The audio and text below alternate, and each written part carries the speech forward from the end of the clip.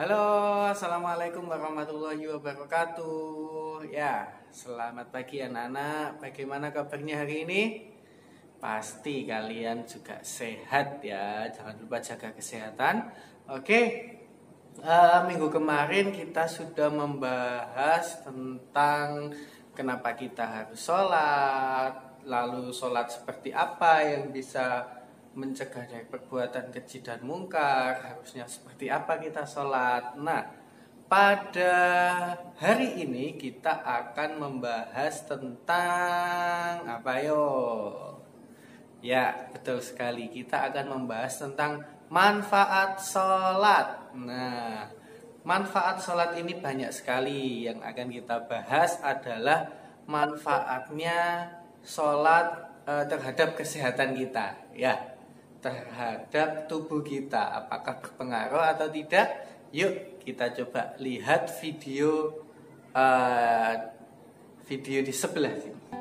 Nah, ini dari mulai gerakan takbiratul ihram, ya, Allahu Akbar.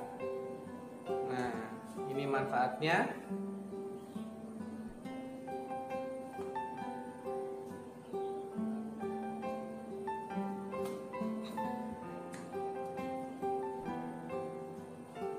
Ini gerakan ini bisa membuat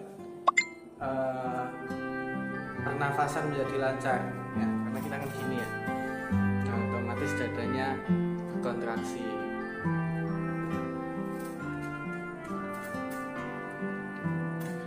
Lalu gerakan ruku, ya, selanjutnya. Nah, gerakan ruku kalian tahu kan, ya, gini, rokok. Nah, ini manfaatnya ya.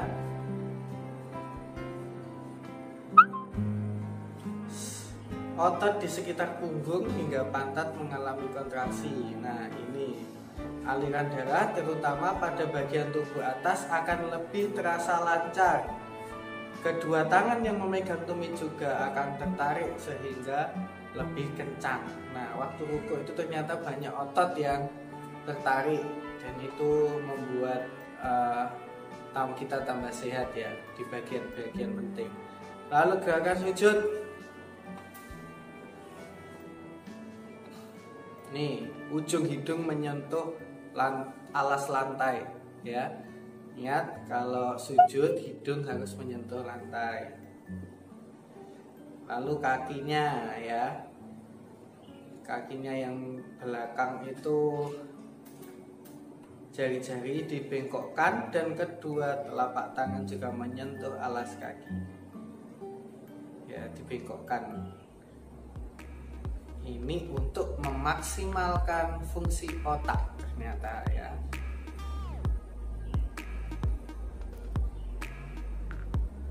Nah, ini memaksimalkan fungsi otak manusia, yaitu otak kanan dan otak kiri.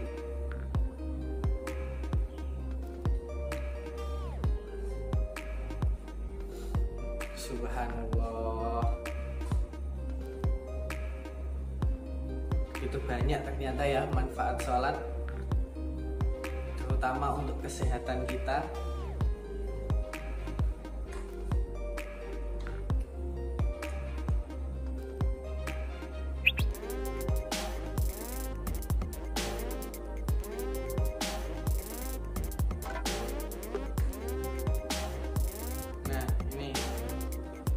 Jika kalian pusing, ternyata ada obatnya yang sangat mudah. Lakukan sujud yang cukup lama. Nih, sekarang gerakan duduk.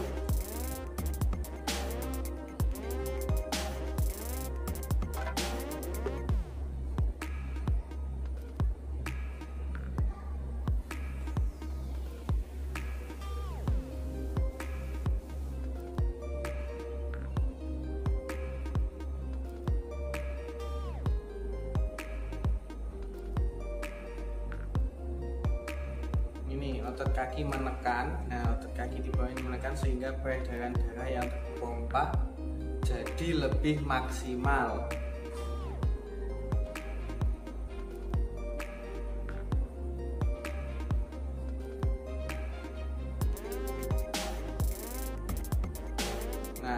gerakan salam. Ini juga ternyata banyak manfaatnya untuk tubuh kita.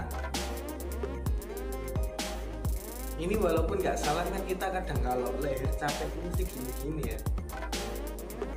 Ternyata di sholat itu juga ada gerakan seperti itu, dan itu membuat otot bagian leher akan lebih terlatih dan kencang, dan peredaran darahnya juga lancar. Berarti peredaran darah di sini itu lancar. Kalau leher kalian pegel-pegel, itu tandanya peredaran darahnya kurang lancar ya.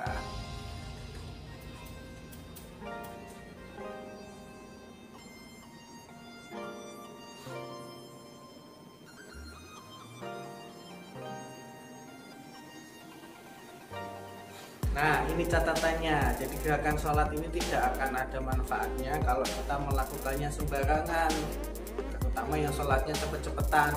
Nah, itu kan. Makanya kita harus benarkan gerakan sholat, disesuaikan. Oke anak-anak, coba kita akan saksikan video yang kedua ya, tentang manfaat gerakan sholat ya.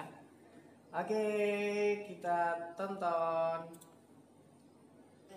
Bahwa sholat tak hanya semata sebagai kewajiban, ternyata sholat juga ada manfaatnya untuk kesehatan jasmani.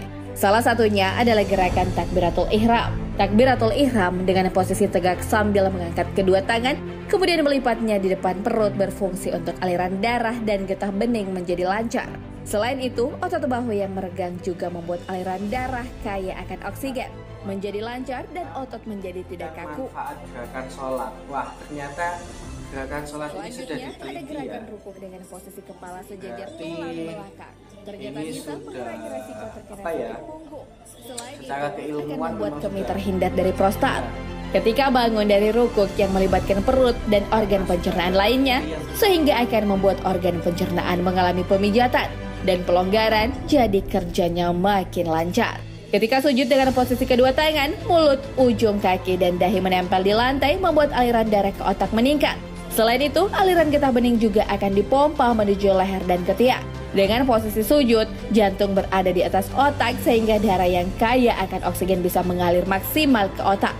Dan tentunya berpengaruh pada kemampuan berpikir seseorang. Sejumlah penelitian yang dilakukan oleh peneliti di Harvard University, Amerika Serikat, mengungkapkan bahwa kecerdasan seseorang akan meningkat setelah sholat. Hal ini karena pasokan oksigen terjadi secara optimal ketika sujud. Darah bisa mengalir dengan sangat baik ke otak. Ketika mengakhiri sholat, pasti ada gerakan salam. Ternyata gerakan ini tak kalah bermanfaatnya bagi kesehatan fisik kita. Gerakan salam ke kiri dan ke kanan ternyata bisa merelaksasi otot yang berada di sekitar leher dan kepala. Otot di sekitar kepala akan lebih rileks dan menyempurnakan aliran darah di kepala. Bahkan gerakan ini ternyata bisa mencegah sakit kepala dan membuat kulit tetap kencang. Sahabat beriman, tak hanya jasmani, ternyata ibadah juga bermanfaat bagi rohani. Dr. Majid Fotuhi yang merupakan salah satu dosen di Medical School Harvard mengatakan bahwa salah satu perusak otak yang buruk adalah stres. Rasa stres bisa menghasilkan racun bagi tubuh. Nah, beribadah dan berdoa merupakan salah satu cara untuk mengurangi stres yang bisa dilakukan umat Islam. Saat seseorang berdoa, dia akan merasa tenang dan damai. Kemungkinan depresi bagi orang yang beribadah juga ternyata jauh lebih kecil. Hal ini sesuai dengan peneliti JAMA Psikiatri. Teknologi MIRIS juga membuktikan bahwa otak orang yang beragama ternyata lebih tebal daripada orang yang tak beragama. Bahkan, orang yang menjalani kehidupan beragama cenderung akan memiliki ukuran hipokampus yang lebih kecil daripada orang yang tak beragama. Hipokampus adalah bagian otak yang memperbesar peluang depresi serta Alzheimer di usia tua. Hampir setiap agama memiliki ritual ibadah masing-masing. Ternyata beribadah sangat berpengaruh bagi kesehatan mental. Hal ini dijelaskan oleh Harold G. Koenig MD, Profesor Obat dan Psikiatri dari Duke. Menurutnya, sekitar 1.200 studi membuktikan efek-efek beribadah bagi kesehatan. Orang yang hidup dengan beribadah bisa bertahan hidup lebih lama dan juga lebih sehat. Beliau juga mengatakan bahwa orang-orang yang religius itu lebih jarang mengalami depresi. Dikutip dari Tirto.id, Harold G. Koenig dan kawan-kawan juga pernah melakukan penelitian di tahun 2004. Mereka mewawancarai 811 pasien berusia 50 tahun ke atas selama 21 bulan. Mereka ingin melihat hubungan antara religiusitas dengan kesehatan. Religiusitas yang dimaksud di sini diukur dari aktivitas keagamaan terorganisasi maupun yang non-organisasi, seperti mendengarkan ceramah agama di radio atau televisi dan melakukan ibadah mandiri. Sampel penelitian tersebut sebagian besar melakukan aktivitas ibadah dalam hidupnya. Ada 97,6% percaya pada agama tertentu. Ada 37,3% menghadiri ibadah keagamaan mingguan dan sebanyak 80,8% melakukan doa pribadi setidaknya sekali sehari.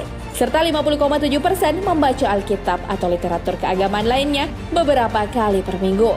Hasil penelitiannya membuktikan bahwa orang yang memiliki aktivitas keagamaan membuat seminimal mungkin resiko perawatan jangka panjang. Untuk yang aktivitas keagamaannya tinggi, cenderung berpeluang rendah dirawat di panti jompo atau tempat rehabilitas. Nah, sahabat beriman, itulah manfaat secara jasmani dan rohani dalam beribadah, terutama sholat. Selain sebagai kewajiban umat untuk beribadah kepada Allah Subhanahu wa Ta'ala, ini juga sangat bermanfaat bagi kesehatan. Saking pentingnya sholat, hal ini terdapat dalam hadis Rasulullah SAW. Demi zat yang jiwaku berada di tangannya, ingin kiranya aku memerintahkan orang-orang mengumpulkan kayu bakar. Kemudian aku perintahkan mereka untuk menegakkan sholat yang telah dikumandangkan azannya. Lalu aku memerintahkan salah seorang untuk menjadi imam. Lalu aku menuju orang-orang yang tidak mengikuti sholat jamaah. Kemudian aku bakar rumah-rumah mereka. Hadis riwayat Bukhari dan Muslim. Wallahu a'lam bishawab. Sahabat beriman, jangan lupa berbagi informasi dengan share video ini, karena sebaik-baik manusia adalah yang paling bermanfaat bagi manusia. Wassalamualaikum warahmatullahi wabarakatuh.